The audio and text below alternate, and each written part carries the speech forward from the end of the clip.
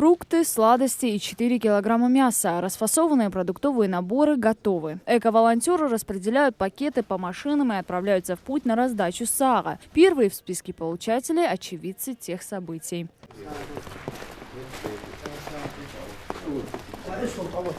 23 февраля навсегда остался в памяти у Абдулхамида Умарова. Родные края он покинул 10-летним мальчиком. Долгая дорога. Люди до последнего не знали, куда их везут. А картины, заставшие их по приезде в Казахстан, у Абдулхамида до сих пор перед глазами. Голод преследовал их еще много лет. Шоколад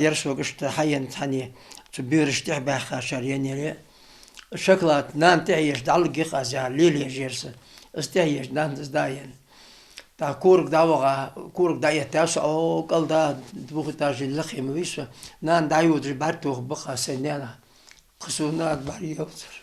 Сар был организован на средства Национального фонда развития Республики Ингушетия, созданного главой региона с целью почтить память умерших.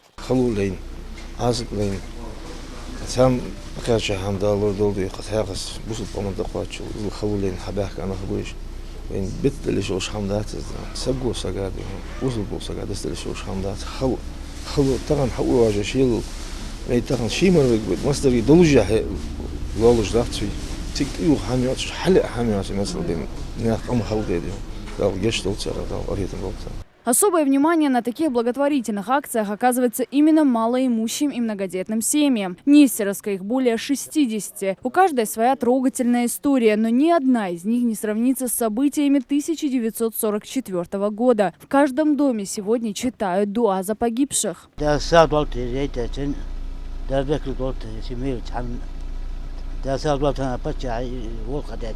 Организацию раздачи взяли на себя эко-волонтеры, которые также были признательны Фонду развития Ингушетии. Хотелось бы выразить слова благодарности за оказанную помощь и поддержку в проведении благотворительной акции. Во время раздачи сара параллельно в центральной Нестеровской мечети жители готовились к коллективному маулиду. 300 килограмм мяса и все необходимые продукты были предоставлены по поручению главы республики.